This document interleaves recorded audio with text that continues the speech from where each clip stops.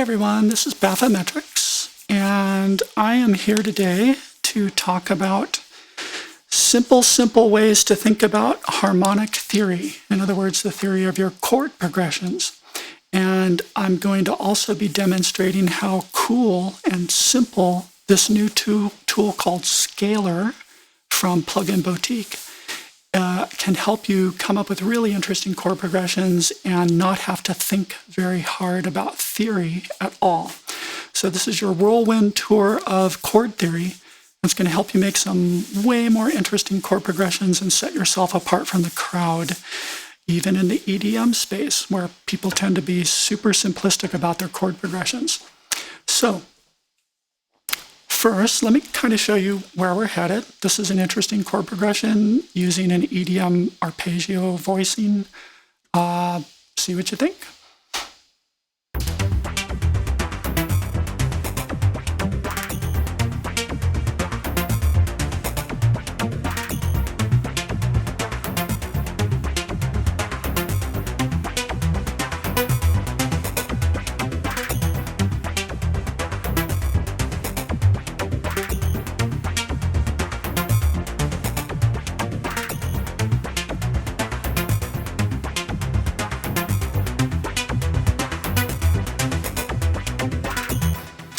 Okay, so that particular chord progression is actually in the key of C major, but it's borrowing two chords from a different scale, a different mode. And that's one of the ways you make your chord progressions really interesting. And it's real easy to do this. Scalar makes it incredibly easy to do. You don't have to like work out all the theory in your head. You just pick and choose things from Scalar. And this is what I'm going to show you. I'm going to teach you some really basic, like 90% of everything you need to know about chord theory, harmonic theory, and I'm also going to be showing you how to use Scalar. This is an incredibly cool tool.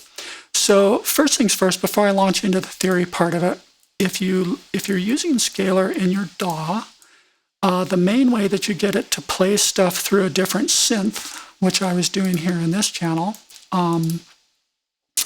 is Scalar is like a MIDI instrument. It's like an Ableton MIDI instrument. So all it does is generate MIDI. So you drop Scalar on a track, leave it called something like Scalar. Don't have to do anything special to its inputs or outputs. What you want to do is on a different track that you want to trigger from the MIDI coming from the Scalar track is drop on whatever synth you want. In this case, I'm using a cool synth called Thorn that I really like. And here in the MIDI from section, you set it to the Scalar track is where it's getting its MIDI from.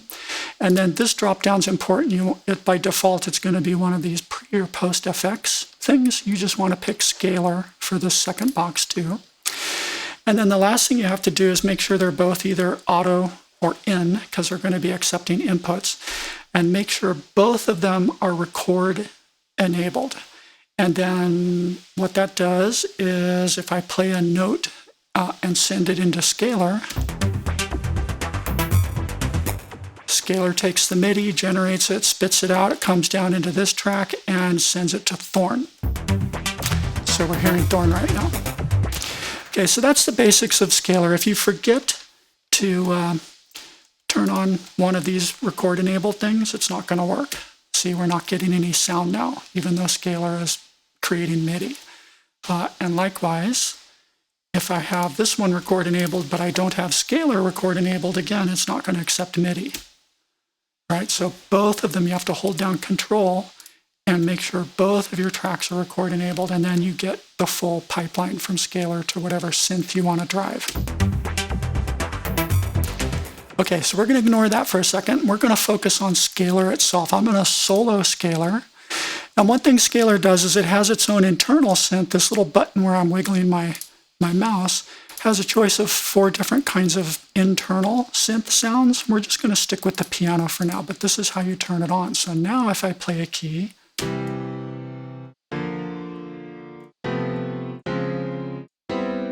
right, that's what this particular progression sounds like on piano. So that's the mechanics of using Scalar in your DAW. And you can just easily flip back and forth between testing chord progressions internally inside Scalar, or sending it to some fancy preset you've got on a synth and seeing how it sounds there. You do it this way. You just solo Scalar, turn on the internal Scalar thing, and when you want to hear the synth again, just turn off the internal synth and unsolo Scalar, and then it plays back through your synth again. Okay. I guess another mechanical thing about Scalar to get out of the way is this notion of binding and unbinding MIDI. So this bottom row is where you're always playing the chords you're testing, okay? They all end up down here. And this key right here that says bind and unbind MIDI, basically what it does is it says if I play a single key, play the chord in the position of this key. And so there's 8 slots here? Yeah, 8 total. So watch what happens up here when I click bind MIDI. See how it highlighted it? It highlights these 5 keys starting at C2. If I were to have more chords here, it would highlight A, B, and C3 as well, right? To indicate that these are the keys that are bound, and it just reminds you what to play on your local keyboard controller to trigger each of these chord slots. Okay, so bind MIDI means trigger chord slots with a single key. So I'm literally, on my keyboard, I'm just using A, S, D, F, and G to trigger these 5 chords.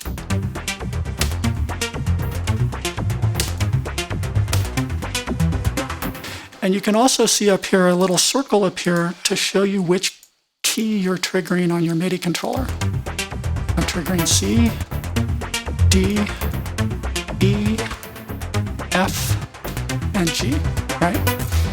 And then it also shows you the actual MIDI keys that are being generated by the chord, the specific chord inversion and substitution type stuff you're using. So that's basic mechanics. So let's get to the good stuff. What I'm going to do is show you how I got to this. And I used this progression in particular because it's a very sweet sounding progression that's also covered in this great YouTube video by Native Construct. And I've definitely posted this a lot on both Producer Dojo and Academy, my Academy FM groups on Facebook. I'll include a link to this video in the more info about my video. And I'll include links to all the things I'm going to show you. But this is a really great little 4-minute video that shows you the power of modal interchange. And I can't play this, unfortunately, because I don't want to get my video yanked. But I'm going to basically walk through and demonstrate how you would recreate this and do this in Scalar without really having to think hard about theory at all. Okay? It's pretty easy. So that's what I'm going to show you. So the first thing to do before we get into that is let's talk about the basic things you do have to understand about theory. And I've been a musician for much longer than I want to publicly state. Theory's baked into my head. I've played jazz and all kinds of genres. So I'm distilling this. I'm really good at distilling information, and I'm going to basically give you a lot of years of theory experience in a nutshell, literally in this one page here. This is all you need to know about chords ever. This is 90% of chord theory. There's a few basic numbers and patterns and rules you need to think about. And again, I'm going to include this in the notes for this video in the more info. So here's the basic deal. You need to understand the concept of what's called a cadence right here. You also need to understand what the 4 magic chords are that are in nearly every single pop progression and is really the heart of pretty much every chord progression in rock, pop, everything except jazz. Let's leave jazz out of it for now. Country, rock, pop, EDM, all the magic chord progressions you hear at their heart, at their root, at their essence, they boil down to these 4 chords, the 1, the 4, the 5, and the 6 in any given key, all right? So 2 sets of numbers you have to remember. A cadence is always the 5 chord going to the 1 chord, the 4 going to the 1. There's 4 magic chords. And then there's a set of what we call I like to call in-scale chord substitutions. If you're in any given scale, you can substitute the 1, the 3, and the 6 chords interchangeably with each other. You can also substitute the 2 and the 4 interchangeably with each other. And you can substitute the 5 and the 7 interchangeably with each other. And going back to these magic chords, whenever you see a chord progression that someone else wrote out, you go, well, that's obviously the 3rd chord in the scale. If you see a 3, what's really happening is it's being used as a substitution for either the 1 or the 6. And so when you see a 3, it's really playing the role of that 6 or that 1 in the chord progression, the magic chords, right? Similar thing whenever you see a 2 chord. If you see a 2 chord, in your head, you should say this is really a 4 chord because it's just a substitution for the 4 right here. 2 and 4 substitute for each other. So again, the 4 is the real magic chord that's in a typical chord progression, right? And finally, when you see a 7, you need to think of it in your head. This is really a 5. I'm looking at a 5. So again, these really chords are 1, 4, 5, and 6. Those are the magic chords for a substitution. At every chord, whether it's major, minor, I don't care. It's 1, 4, 5, 6 are the 4 chords being scrambled together in a progression. And every other chord number that you see is just a substitution for one of these 4 things. Again, major, minor, doesn't matter. The rules are the same for both. So there's like 3 patterns of numbers you have to remember. 5, 1, 4, 1 for your cadence. 1, 4, 5, and 6 as being the basic essence of any chord progression. And finally, these 3 little in-scale substitution pairs, which is 1, 3, 6, 2, 4, and 5, 7, okay? Put this down, write it down, put it in your notebook, memorize it, whatever. This is the heart of chord theory right here. Now, there's rules for building sweet-sounding chord progressions. There's a reason these are the magic chords. If you look at pop music, rock music, all popular music since like forever, 40s, 50s, 60s, 70s, I don't care. The chords and the progressions work because they follow a very, very basic set of rules. 7 rules, period. Okay? The first rule is that every chord progression always ends with a cadence. It ends with one of these 2 chord movements, from the 5 back to the 1 or from the 4 to the 1. And what that means, if we go here and look at our chord progression, you'll notice that the very last chord is a 1, okay? The most important chord in your chord progression isn't the one you start on, and it's not what happens in the middle, it's what happens at the very end and the chord that happens just before it. That's the cadence. In this case, and I'll explain why this is, both of these chords are actually a 4 chord, and so the cadence is 4 resolving down to 1. And it's that last chord that anchors your chord progression and says, this is the key of the song. This is the feel, the tonality, the timbre of the scale that I chose. This 4-1 or 5-1 cadence that always comes at the end is then the root of your entire chord progression. And what happens up front and in the middle doesn't matter, okay? Whether it's a 4 chord progression or a 2 chord progression or an 8 chord progression, it doesn't matter.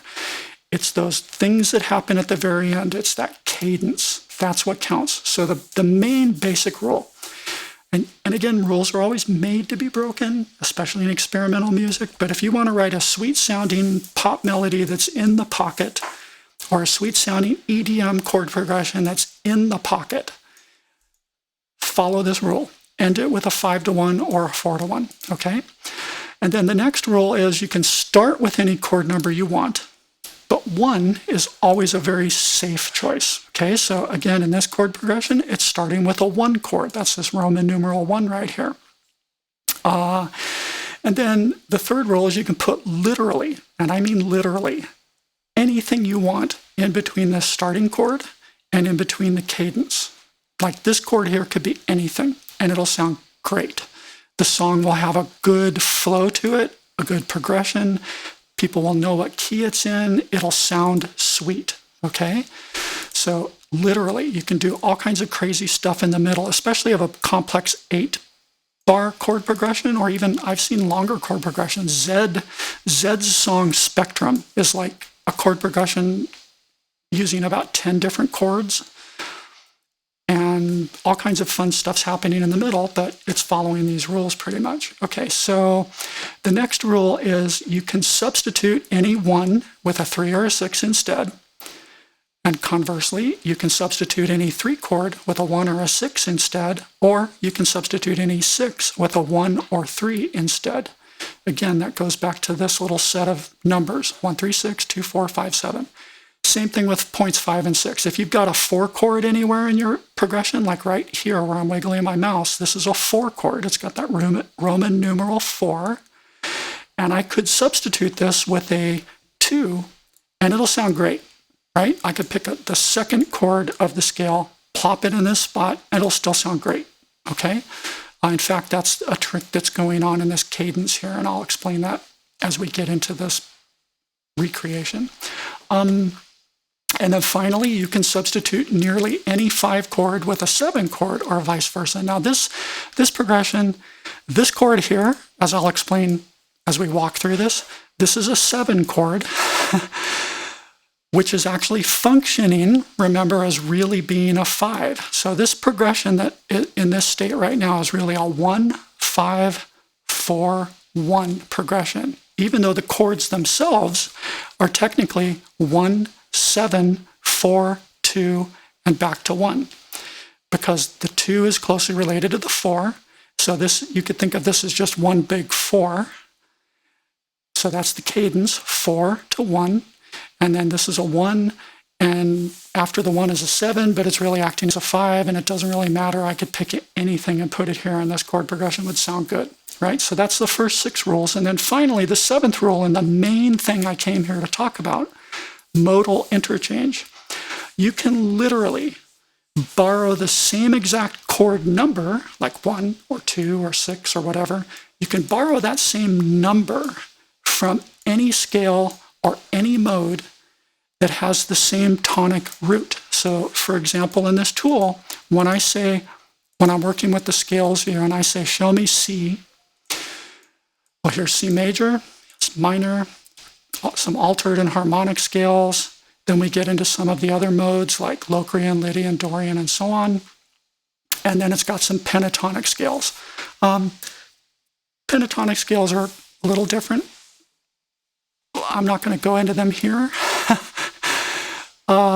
Just think of them as bigger scales, but with the 4 and the 7 missing. That's all they are. It's always 1, 2, 3, 5, and 6 is a pentatonic scale. They're all based on that somehow. But that's theory for a different time and a different day. Let's just focus on the modes and some of the other bigger scales today, like harmonic, minor, or major, or altered, or etc. And it's important to note that in scalar, they don't call these modes, but major and minor are also modes. I can demonstrate that best with this diagram. These are the mode names, the Greek names. And then it's just commonly, Ionian is commonly called major, and Aeolian is commonly called minor, or specifically natural minor. So just remember that scalar just calls Ionian C major, and it calls Aeolian C minor, but all the other 5 modes it calls by name. So if I go back to scalar here, major, Ionian, minor, Aeolian. And then if you scroll down a little bit, you get into the other 5 modes, which are Dorian, Phrygian, Lydian, Mixolydian, and where's Locrian? Locrian's hiding in here somewhere. Oh, come on. Are you seriously? No, there's Locrian. They're kind of out of order. But all the 5 modes are here, plus major and minor. Okay, so that's really almost all the theory you need to know, and I'll talk about this sweet sounding melody point later when we get to that point. So I'll come back here, I promise. Okay, so let's recreate this entire chord set from scratch and show you how we got there. This is how you would actually use scalar in a discovery session trying to work out an interesting chord progression. So the first thing I'm going to do is solo scalar, turn on its internal piano, and other videos go into these progressions that you can just pick from lists, right? And you don't have to understand the theory to use these or experiment with these, but I do want to point out something. You notice how when you drag in any progression from these menus, a lot of them have these grayed out boxes in them. And you may go, why? And what do I do with that? And how do I write a melody over that? Because what's happening here is these gray boxes are borrowed chords from different scales, different modes. It's a very common practice. You're going to see that all over these various progressions. Even the pop progressions, see how they're borrowing this chord, they're borrowing this chord. This thing is not, it's written technically in B flat major, right? That's the scale that this particular example is in. Technically, it's B flat major, but that chord right there isn't using scale tones from B flat major. It's borrowed from a different scale somewhere. And likewise, this is borrowed from a different scale. These are not in the B major scale, okay? This is common. This is like, I'd call this intermediate theory, and every practicing musician that's performing or producing really should know this basic intermediate theory. And that's one of the reasons I'm making this video, because a lot of my producer friends are not really up on this yet. Okay, so when you use scalar and you go on and you look at any given progression, you're going to see chords that are grayed out. And if you were to just drop this chord progression into your song and say, well, scalar tells me it's in D minor, so I should be able to write a melody in D minor over this, I guarantee you your melody's not going to work, right?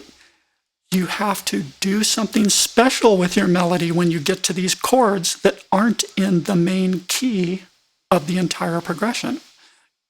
A D minor scale will work great over this chord. A D minor scale will work great over this chord. But these chords, If you write in D minor over this, some of your notes are going to sound sour.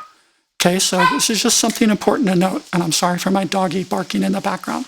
Okay, so let's just clear this out again and start from scratch. And we're going to, I think the best thing to do now is follow along with this video, because this is a great short video. It sounds beautiful, really fast-paced, really easy. And I'm just going to show you how to do what he did in scalar.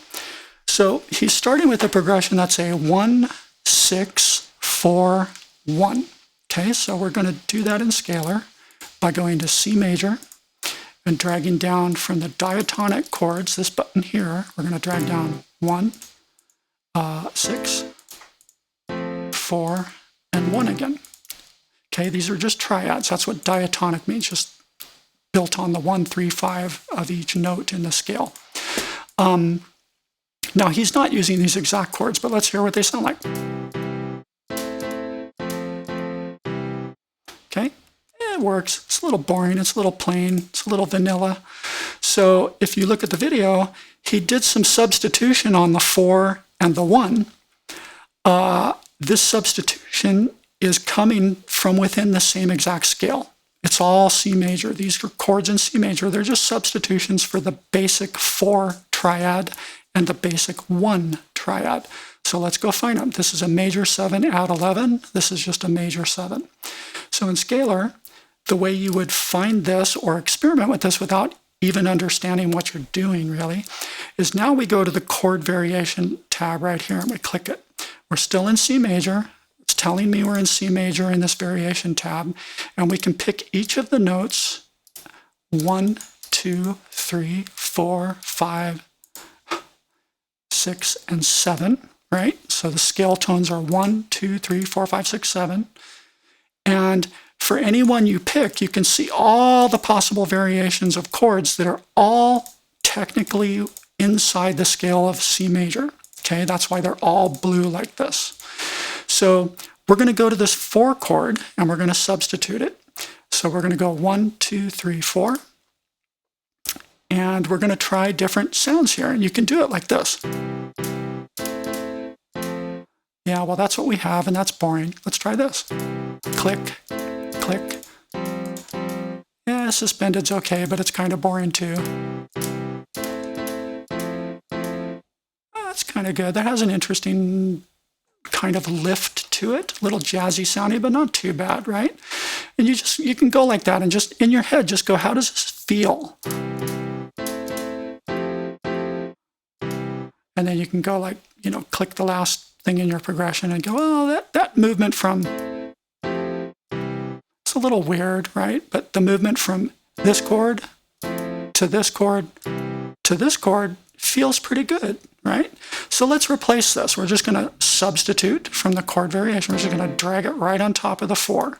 Again, we've substituted a 4 on top of a 4, and that's the key. Always substitute the same number when you're doing this kind of stuff. Okay, so that's an F major 7, but it's still not quite as tasty as we want it to be. So let's keep looking through the list here. Let's say I liked this one and I'm holding on to this one in case I don't find anything better, but I keep scrolling through the list and trying other combinations like this one. And you go, nah, that sounds terrible. That's too sour. It's too weird of a jump. And you keep walking through the list like this. And as it turns out, this particular video person decided they liked the F major 7 add 11, which is this one right here. So this is what it sounds like. Here's the F major 7, which is kind of good, kind of close. And here's the add 11. It's a little sad, right? Which creates a little tension, which is good. So let's try it. There's something nice about that.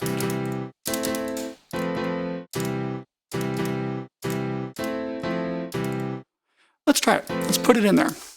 Okay.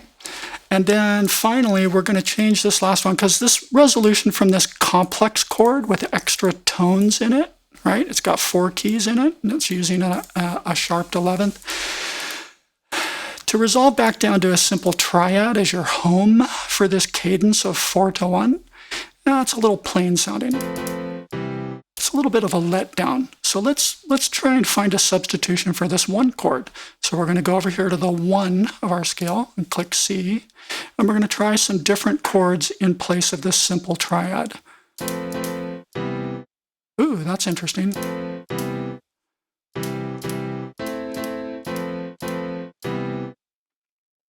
That actually sounds pretty good. Let's try some other ones. No, the suspended 4th doesn't sound good. No, that sounds really dissonant, and so on. So you can just noodle and experiment and hack and find things that sound interesting, right? In this case, we're going to replace this with the major 7, just adding that extra note. So this is what we have now.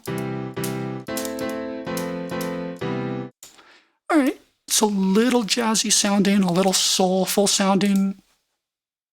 Could work good in hip hop, but part of what's going on here, and this is the other thing people don't experiment with enough, part of the reason it sounds a little disconnected right now and not as sweet as it could be is because we haven't used inversions. And the whole point, the entire point of using inversions is to make the keys that your chords are playing, you want to make those keys overlap each other as much as possible. It's what we call voice leading.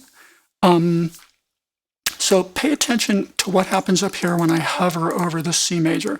It's basically C2, E, and G are highlighted in blue. Now when I move to the next chord of the progression, it's completely disconnected. Those 3 keys are nowhere near the original 2 keys, and there's no leading tones. C, E, G is completely different from, well, there's a higher C in there, but it's not really a what we call a leading tone. Or voice leading is the technique that it's called. So what we're going to do is we're going to transpose down, and now we're going to look at how they overlap. And there's still not, well, now the E key is overlapping between the 2 chords. So when we play this chord, that E is going to continue ringing out. That same exact E2, excuse me, is going to continue ringing out when we play the A chord. But let's see if we can overlap even more of those notes. I'm going to go one more inversion down by clicking this minus sign. Now look at these 2 chords. They're literally almost the same exact tones. They share 2 notes in common, that C2 and that E2. And the only The only thing that changes is the G to A movement, and that's a really sweet sounding transition. Listen. Right? It's just beautiful. It flows together nicely, and this is what real keyboard players usually try to do, is like move their fingers as little as possible when they're working through their chord progression. So we're going to stick with this particular inversion. Now let's see what happens as we move from the A minor to from the 6 rather to the 4. Again, A minor is down here in the C2 through A2 region, and when I go to this particular F, well, we've got a little bit of overlap on that A2, and that's it. A2 is overlapping, but that's the only note that's overlapping is A2, which isn't bad, but listen to how disconnected it feels, especially since we've got some really high notes way up here. It's not bad, but let's play with inversions. You should always say, let's play with inversions, and your eyeballs should be looking up here and saying, how do I get those keys as close together as possible? We may spread them out later for voicing reasons and mixing reasons, but for now you want to find those overlapping keys and make some voice leading between all of your chord transitions. You need at least one note, if possible, that stays the same from chord A as it moves to chord B, right? And if you can get two notes that connect, that's even better, right? Okay, so we're going to start inverting this F add 11. Drop it down one. Let's look at the difference. All right, still, actually, when we invert it one time, there's no overlapping notes, so that's no good. Let's invert it one more time. Oh, now they're practically on top of each other again. See how that works, right? From the A minor or the 6 chord to the F add 11 or the 4 chord, C and A overlap. And the only thing that changes is that E changes to F, and then we add a B on top of it. So now listen to how smooth this is. Oh, that's just a beautiful progression. It's got this slight kind of upward movement, and yet a little plaintiveness as we go into this 4th, which is creating a little tension, a little plaintiveness that we want to resolve to home. So let's try it out. Okay, now, because this particular C is right on top of the original C, there's not a good sense of movement in the progression. You want to have movement, both like in feeling and in, is it a rise and fall? Do you want it to end on a rising kind of feeling, like uplifting, or do you want to end it on a falling feeling, like from where you started, you go down, which could be useful for like angry or depressive music, right? Or thoughtful music. So this C is probably good, but let's just kick it up one octave and see what happens. Okay, so now we've got, so now we have that upward movement to make this thing kind of happy, which fits with the theme of a major scale, happy, light, bright, positive, right? But it's too high. Again, it's very disconnected from the chord that comes in front of it. So what do? We play with transposition, or inversions rather. We're going to drop it down one and see how it overlaps. Well, now we've got B, this B2 overlapping, but let's see if we can get two notes overlapping. Let's invert down one more time. So now we've got A, B, G. Now we're still only going to get the B right here to technically overlap and be our leading tone. But because we've moved more of these chords down into the space that was previously occupied by the 4 chord, it's just got a smoother feel to it. So listen to this. Okay, it's not quite as harsh of a difference as that. That's just too high, it's too disconnected, but take it down.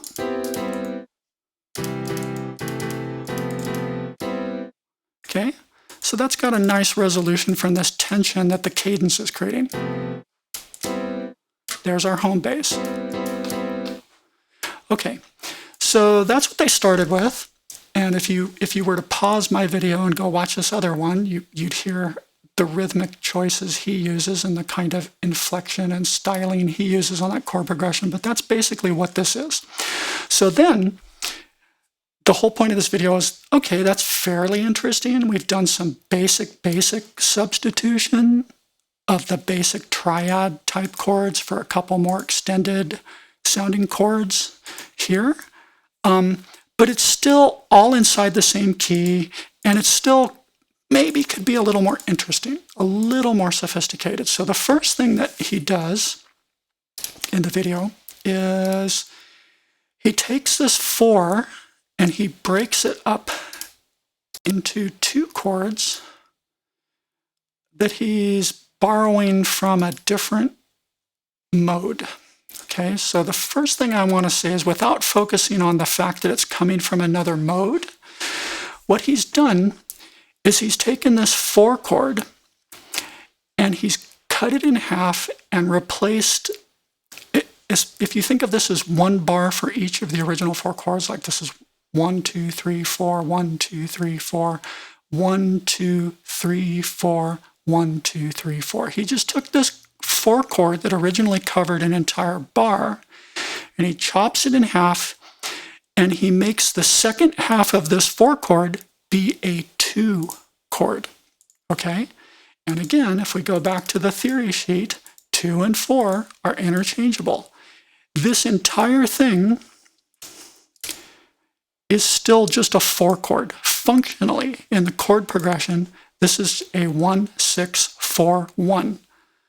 It's just that the 4 is broken up in half and is using a little substitution for itself in the second half. Okay, so let's look at what that looks like in Scalar and why you might try this in Scalar. So you're here in Scalar and you're playing your chord progression. And let me briefly use a clip to play this. Oops, sorry. I need to bind the MIDI to make that work because the clip is just playing my 4 trigger notes.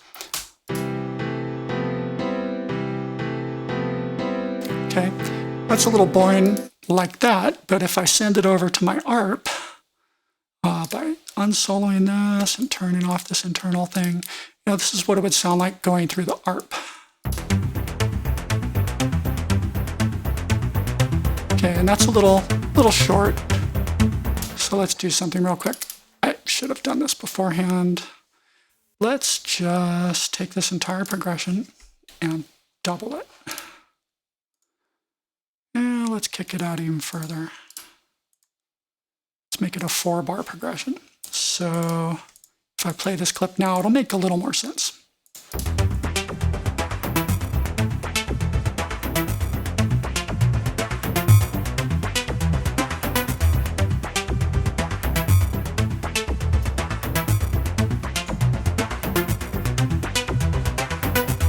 Okay, it's okay, it's not bad. It's not exactly something I would put in an EDM song, a trancey song or housey song or whatever, but so let's look for some variations. And so one of the things I would encourage you to do is definitely play with this notion of the in-scale chord substitutions.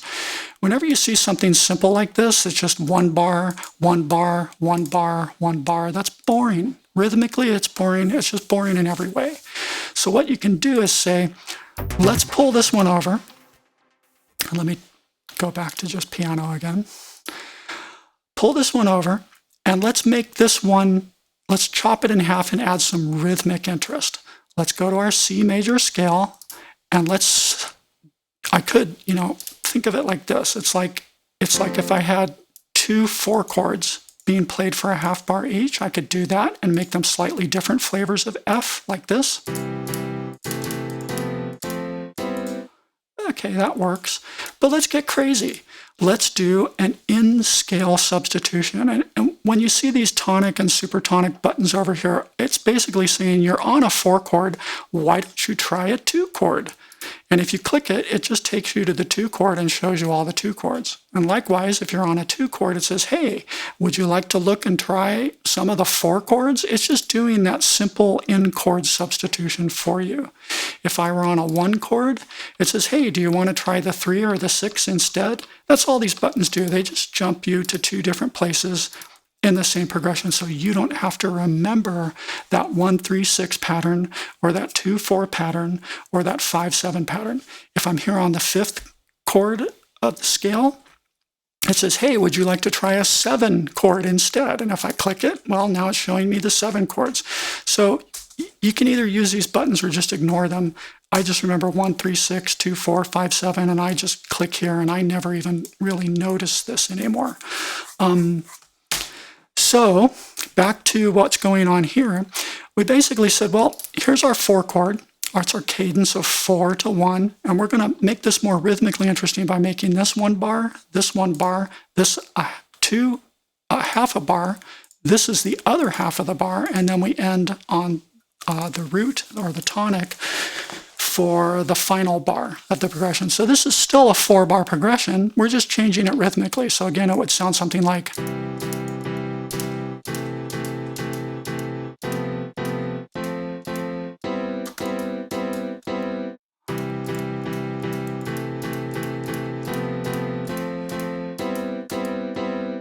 Okay, that's all we're doing. And it's already interesting because we're using 2 slightly different flavors of the 4 chord of F. But let's get crazy. Let's substitute this second one for a 2 chord instead. Oh, let's pull this one in. Let's see what happens.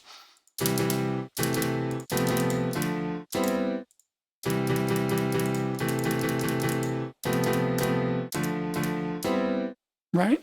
Okay, that's all right. It's not bad. I mean, it works. It's sweet. It actually works in a harmonic sense. There's nothing wrong with it. It's all still in the scale of C.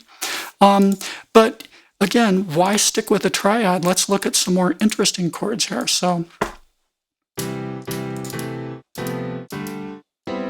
nah, the sus chord doesn't really work there, but you would just walk through and do that experimentation thing I showed you. And as it turns out, this person decided to use a minor 7 flat 5 version of the 2.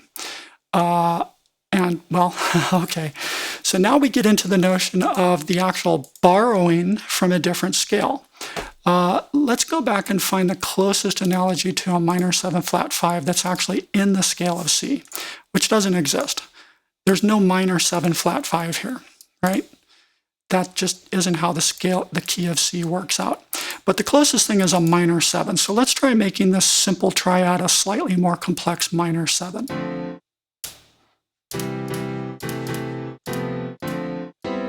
Well, that sounds pretty good, right?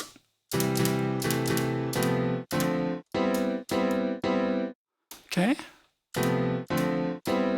That's a really nice flow. And again, in your head, all 3 of these chords is still basically just a 4-1 cadence. Okay, it's just we're adding some flavor, some variety, some spice to that 4. So it's not just one boring 4. It's a 4 that's broken into 2 parts and has some flavor to it. And in fact, that second thing is actually technically a 2 chord, but functionally, whenever you see a 4, or a 2 rather, you have to think of it as it's really a 4. Okay, this is what every chord progression boils down to, is some combination of 1, 4, 5, and 6. And so we still have a 1, 6, 4, 1 progression. And there's just no 5 in this progression. Okay, so, but then this is the whole trick and essence of the video and the notion of modal interchange. Why stay with chords that are all in the key of C? Let's get even more interesting. Let's take this 2 chord and replace it with the corresponding 2 chord from a different mode. So again, if we go to this chart, we're in Ionian, we're playing this 2 chord basically. Basically a minor 7 chord is in the 2 position for Ionian.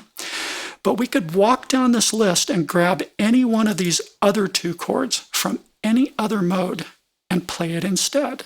Now in this case, The person chose the closely related minor mode, the Aeolian, and they said, let's use this 2 chord. So how would you do this in scalar? Coming back here, all you have to do is close this little box so you can see these and scroll through them a little better. And we're going to look for the minor scale. Well, as it turns out, it's right below the major scale because they're so closely related. So we're going to go to the minor scale. We're going to go to the 2. And then we're going to replace our original 2 with one of these 2s that come from the minor scale. So again, it's always the same number for the same number. I'm going to replace a 2 with a different 2 from a different scale, but it's still the 2. That's how you make this work without having to think about it. So which one of these 2s did he use? Well, let's experiment. That's the original. So here's the movement we're looking for. That's our cadence. So what else would work? What could we borrow from the minor scale, the Aeolian mode? What could we borrow to replace this one and yet still have a nice, interesting, smooth resolution? Well, let's try. That works pretty well. It's interesting. Yeah, let's try another one. Ooh, that's really smooth. Let's try a different one. Yeah, that works, but it kind of jumps you up and then down and then up again, so it's not very smooth. That's got a sour note in it. That's kind of a jazzy outside note. Well, that could work, but technically I really like this one. And in fact, if we replace this, this is exactly the note that this person used, a minor 7 flat 5, okay? And again, you don't have to understand how or why a chord is called minor 7 flat 5. Just replace a 2 with a 2 from a different scale.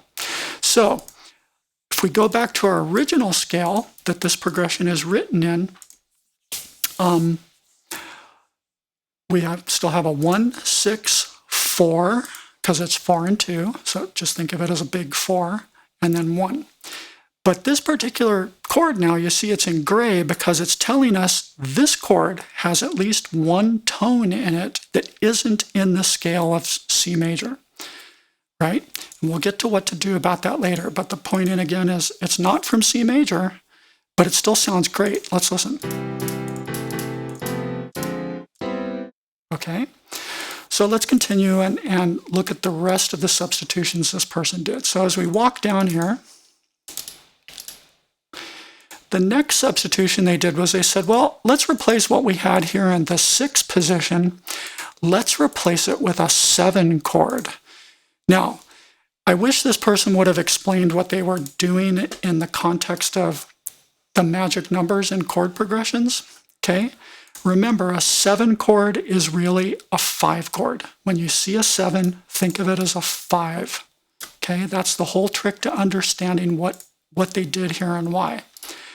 What they did was they changed this from a 1, 6, 4, 1 progression to a 1, 5, 4, 1 progression because the 7 and the 5 are the interchangeable, and whenever you see a 7, think of it as really being a 5. It's just a substituted 5, okay? So he changed the core feel of this progression. It's no longer 1, 6, 4, 1. It's now 1, 5, 4, 1. And that's pretty different sounding. So you're going to hear that now. Everything we've done so far has been a minor change, but now we're just going to say, well, yeah, but let's see what a 5 sounds like here instead of a 6. So we're replacing this 6. We're going to replace it with a 5. And let's do it in the same key first, just to see what that sounds like. We're going to stay in C major. We're going to go to chord variations. And we're saying, let's replace this 6 with a 5, which would be 1, 2, 3, 4, 5, G. So let's put a G here. Let's put G major here. I won't remove it just yet. Let's see what it sounds like. Here's the original. Now, if we replace it with the 5 instead of the 6, it sounds very different. See, it's totally different. It's not even in the same league anymore, but that's okay because this can still work. Let's try some different flavors of that 5. Oh my gosh, that's horrible, right? None of those are working. These are all horrible, right? You would never do that. But remember, would you like to try a 7 instead? Well, let's see what happens. Click that 7, come over here to the 7s, and let's see what these sound like in place of this 6. Again, what I'm trying to do is see if a 5 will work here instead. What would this feel like if I went 1 5 4 1 instead of 1 6 4 1?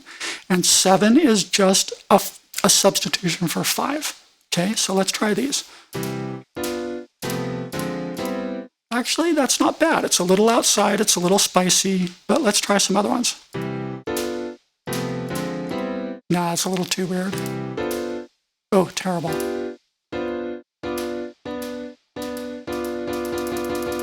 That one could work.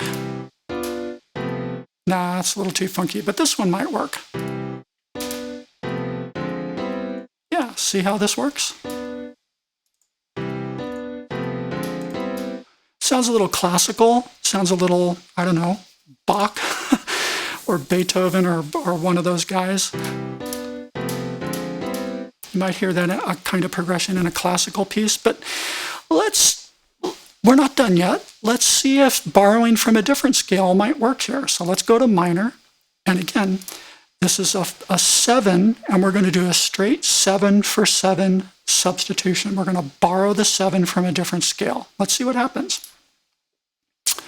So we go to the 7 in the minor scale, and we try these out.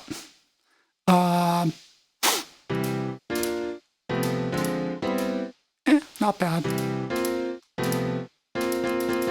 Okay, I actually like that chord, but it's too outside for EDM, so we wouldn't use this in an EDM progression. That's a great funky chord right there. That's a funky ass chord too. That would be acid jazz choice for this progression.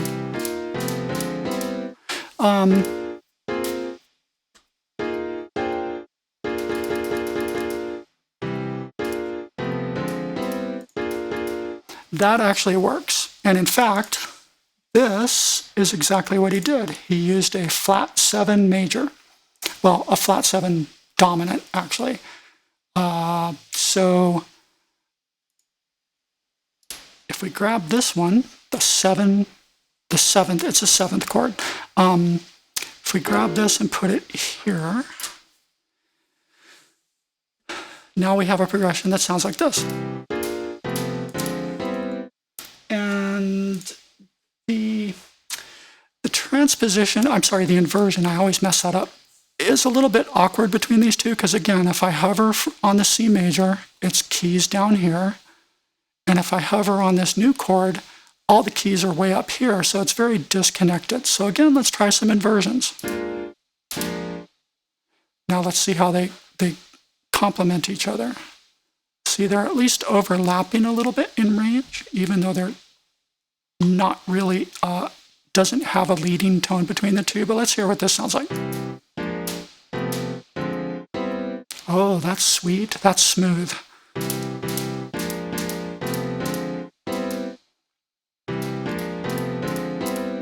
Okay, that's a really nice progression. And you got there by basically substituting 7 for 7, 2 for 2, borrowing the 2s and the 7s from a different scale, but it's always the same number from a different scale.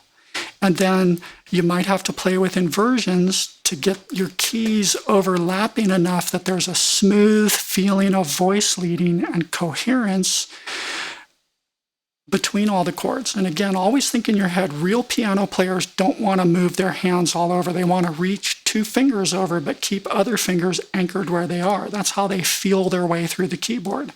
And it just makes for really great, smooth sounding chords.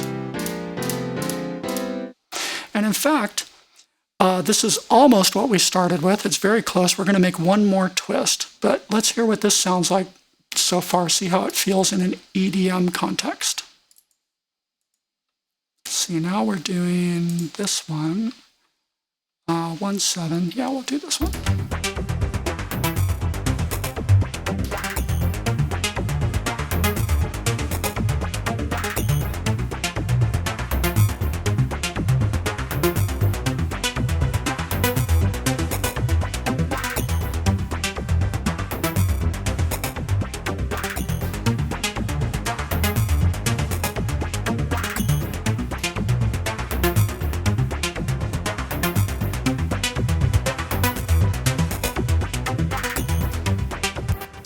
not bad. This one chord, it's still something about the progression in an EDM sense still feels a little bit off. So we're going to look for one more substitution, see if we can bring this back into a smooth flow again. Okay. So this is a flat 7, and you know what? Let me make really sure I did this right. We may not want, yeah, that is the one we want there. I don't think we want this one.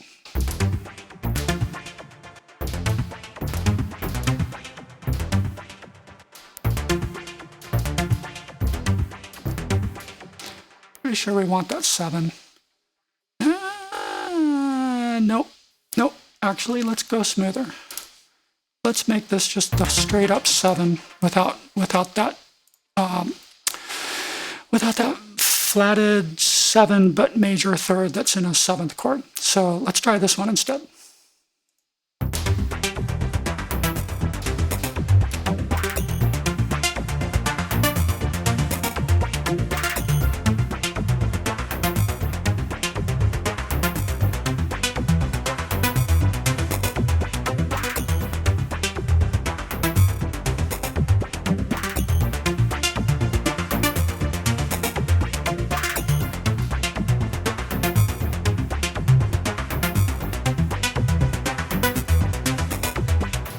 Okay, that sounds pretty cool. That's tricky. You don't hear EDM progressions like that so often, but that would work. That's really, really intriguing and interesting. But let's not leave well enough alone. Let's play with this some more. Okay, here's our original look at it in C major. 2 of the chords now are borrowed. Both of them are being borrowed from the minor scale, right? So they turn blue when you select the minor scale. But let's fuck with things. Now we're going to play with this chord. This 2's okay, but let's try a different 2, see if we can make it even spicier. And what we're going to do here is exactly what they demoed just a little ways ahead, where they said, let's replace that 2 with a different 2 from the Phrygian scale.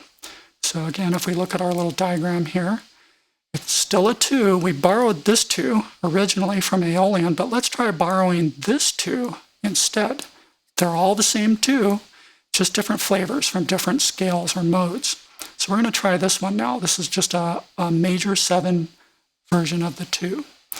So if we come back to live and we say, close this down to make it easier to find the Phrygian. Oh, by the way, if you ever want to navigate with this window open, I hope they fix this someday, but the only way to really navigate when you've only got 2 rows to look at is use your down arrow key. That way you walk through exactly one line at a time and you don't miss one. If you try to scroll with your wheel, it's real easy to miss some. It makes jumps that are bigger than this little window has. So that's why I like to close this one when I'm looking for something. So we're going to go look at C Phrygian. And again, we're exchanging the 2. So again, you got to think of it by starting at your major scale and say, this was my 2. This is a 4-2 or a big 4 with a little substitution inside itself. And I'm going to replace this 2. So you pop down here to Phrygian.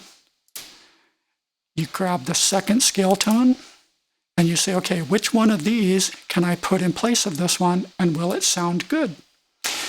So again, what did he go for? He just went for a flat out major 7. So that's this one right here. But let's experiment and try some other ones around it. Let's turn this off again. Okay.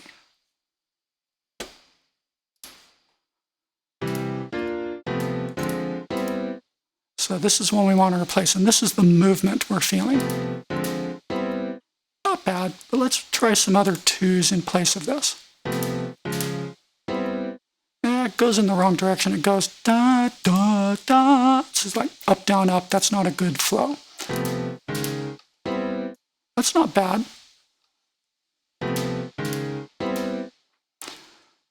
Could use that. Let's try this one. Oh, that has a really nice flow. See how the notes just flow internally? So that's why they chose this one. And again, it's different from this one. Listen to the difference. Versus This has this plaintive minor feel to it. This one's a little brighter. It's a little more solemn and somber. So it's more elegant in a way. Versus, so let's try it. Let's drag it down here. And let's play the whole thing. Whoops. How did I lose that? How did I change that? Okay. That sounds good. Sophisticated.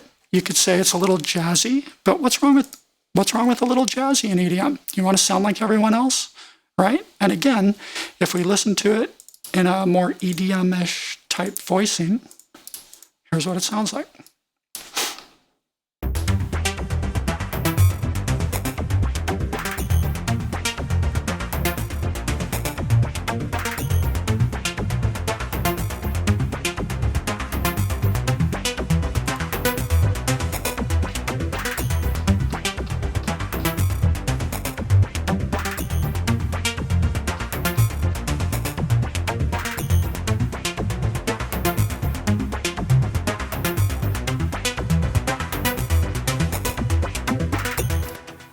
Okay, so let's review what we've got. Back to major scale. We have a chord progression that's in C major, but we're borrowing a chord from Dorian for this position. We're borrowing a chord from Phrygian for this position. And our basic progression is 1, 5, 4, 1. We started out with a 1, 6, 4, 1, but we decided to use a different direction here. And then this 5 isn't really a 5, it's a 7.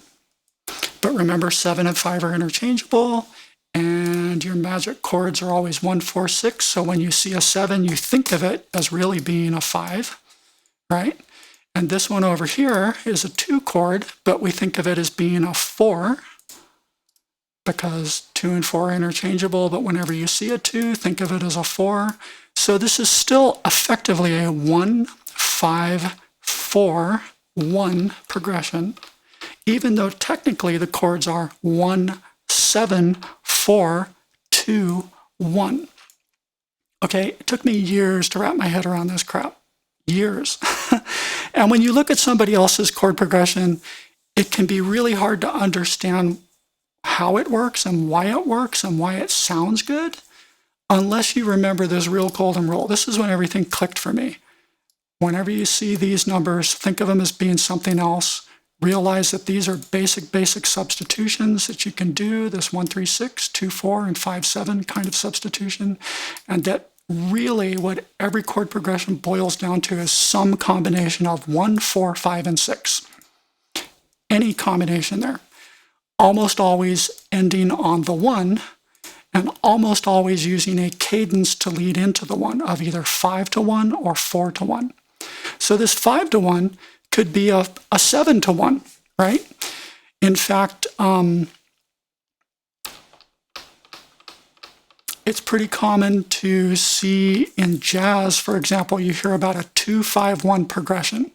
2-5-1 is a common way they end a lot of their things in jazz.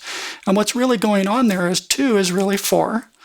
And so what's really happening is it's a 4 to 5 to 1 ending for a turnaround or something. And 4 to 5 to 1 works really well because 4 really wants to resolve kind of to either 1 or 5.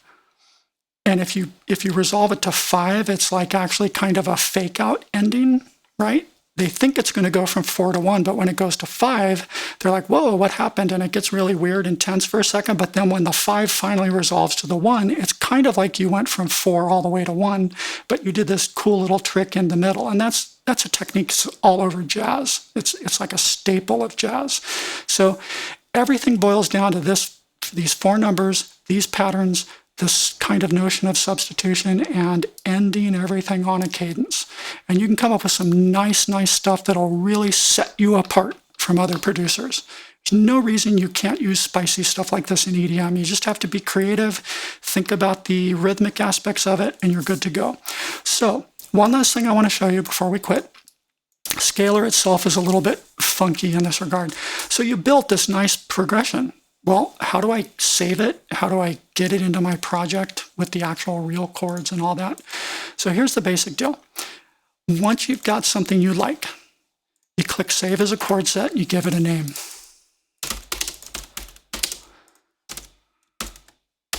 Okay, click OK, and two things happen. First of all, it gets saved up here in your list of user chord sets. There it is right there. But they also kindly dump it right here in this top row, which allows you to play with what does it sound like in E or D? What does it sound like in F? You know, you can now take this chord progression and transpose it or kick it up or down octaves or do whatever you want from right here. And then once you've done that, you could play it with your fingers. Right? And if you wanted to, you could now clear this out and drag these back down here.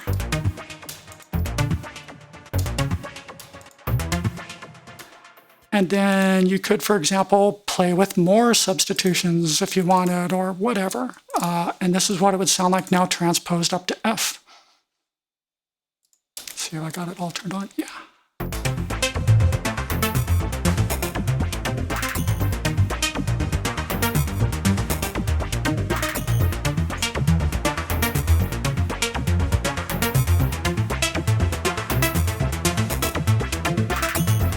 Okay, you get the idea. One little warning, I've killed myself a few times with this. It looks like when you do this and something ends up here, it looks like if you click the trash can, that's to clear this row out. But what it'll really do is delete it from your user set. So don't click the trash can unless you want to delete it from your set of user chords. Instead, if you want to clear this out, just click scales or pick a different scale and load it up or whatever, okay? And whatever you've got down here is untouched, but you know, when you pick other pre-done scales from other people, it just changes these two sections, but not this one. So just make sure your work is safe up here. If we want to go back to my cool C major, you can drop it in here again, transpose it in a different direction, try it out, right? And that's pretty much it for using Scalar. Oh, exporting MIDI. Let's show you that real quick. So let's say I want to stop actually using Scalar. I'm just going to turn that off. And I want to bring the real chord progression that's down here, I want to bring it into the channel that has my synth on it. Okay, so you just grab Export MIDI, drag it up here and drop it on a clip slot. And boom, you now have those exact chords and all the MIDI right here ready to go. Now, they're not sequenced and cut rhythmically. It's literally like boom, boom, boom, boom, boom, one bar each. You're going to have to take and like stretch these and move these and do that kind of stuff. So, for example, I would select, let's make sure I'm seeing all these. I'd select these two and I would double it. Oh, wait, one bar, yeah, 2 bars each. So I double that one. Oh, crap. Forget about this nastiness.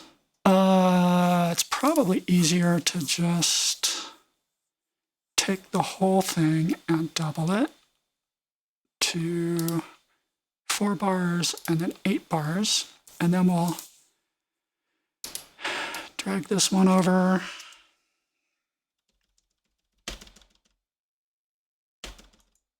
Let's see, 2 bars. Okay, and then we'll double that. And we'll drag these two over. And those will take up a bar each, so half pattern. Drag this one over to here and double it. And finally, double this one.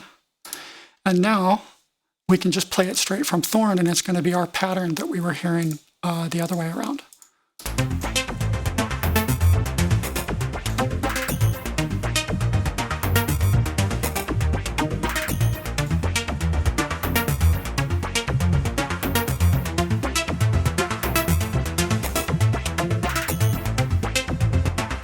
Okay.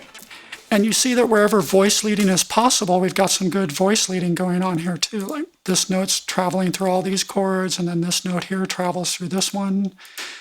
And it'd be nice to wrap one of these so that it voice led back into the C again, but it's a story for another time. Let's see, just briefly we'll try it. If we go down, shift down, that one lines up. See, we could roll this chord down, this note rather, down to here and make yet another inversion. And then this note here is an A2, which lines up with the A2 inside the C. So that's even more voice leading. So let's hear what that sounds like.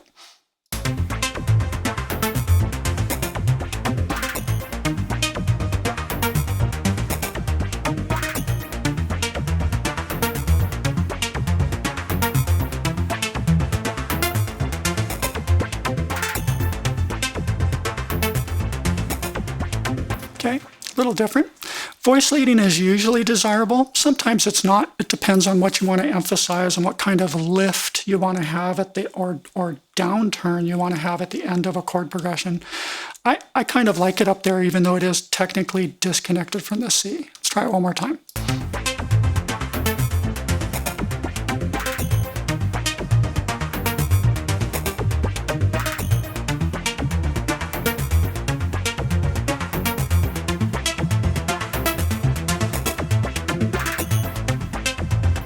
Yeah, I just like the lift that putting it on the high end does. So this is, these are the kinds of things you should think about with a chord progression. Movement, lift, tone, emotion, feeling, spiciness, sophistication. Don't just plop triads in here and think you're done. That's what 80% of the other EDM producers do, and frankly, it's boring. Make interesting chord progressions. And as you see, it can work with EDM-ish rhythms or patterns or pads or plucky arpeggio rhythms or whatever. So that's all I got to say. I'll get off my soapbox. I hope some of you found this really useful, and thanks for watching. Thanks for sticking with me. Bye-bye.